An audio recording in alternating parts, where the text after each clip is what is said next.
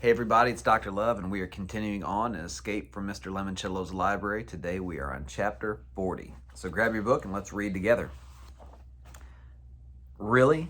Kyle was astonished. You've got nothing?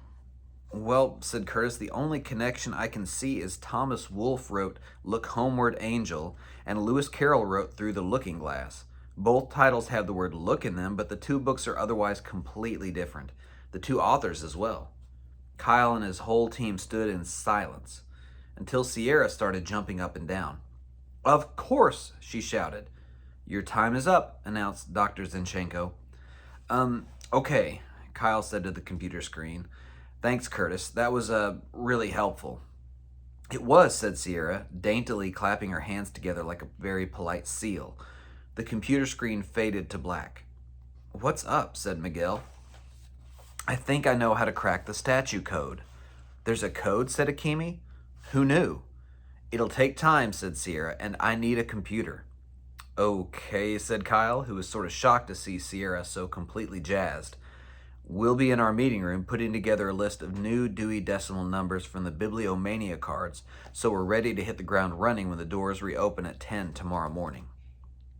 While Sierra settled in at a desktop computer pad, the rest of the team returned to the Bibliomania board game.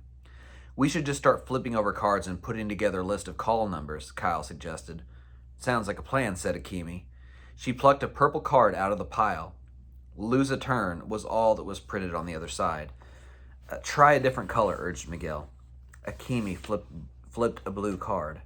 Take an extra turn was printed on it. So Akemi flipped over all the other blue cards while Miguel flipped over all the purples. The purple cards all said lose a turn. The blue ones all said take an extra turn. Kyle had been checking out the red and maroon piles. The reds all say pick a yellow card, he reported. The maroons say grab a green. The grays do the same thing, said Miguel, only they say pick a pink. The tan cards say go grab an orange. So that leaves the colors we've already played. Kyle flipped over a yellow card. In the square root of 48,629.20271209. What the? Said Akemi. Hang on, said Miguel. There's a calculator app in this desktop computer. Kyle read the rest of the card. Find half of 44030.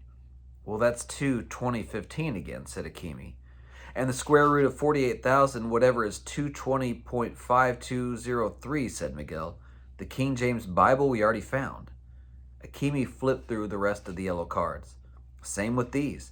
They all send us into the religion section to find that Bible verse. Ditto with the greens, reported Miguel. All clues lead to bird songs, warbles, and whistles. All the pinks all lead back to 027.4, said Kyle. I guess they really wanted to make sure we found get to know your local library. Which leaves the wild card, said Akemi. She examined the orange deck. Find a rhyme for cart and paperbacks, smart and zodiacs, tart and potato sacks.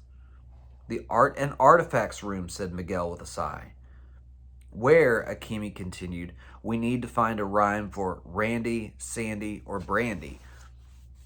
The Willy Wonka candy, said Miguel. So, said Kyle, I'm guessing the Bibliomania game was only supposed to help us find the 4 clues we've already found. But we need to know more numbers, said Miguel, because a library should be a no place for no bodies. When Miguel made his pun, Kyle and Akemi both groaned. But then Kyle thought of something. This is why Mr. Lemoncello called our timeout a bonus. He knew we'd need a ton of time to find a new source of numbers. Just then, Sierra burst into the meeting room. You guys, I found a whole bunch of new numbers. What, said Kyle, Akemi, and Miguel. Where? Up on the ceiling. That's the end of chapter 40. Can't wait to see you in chapter 41. Thanks for reading.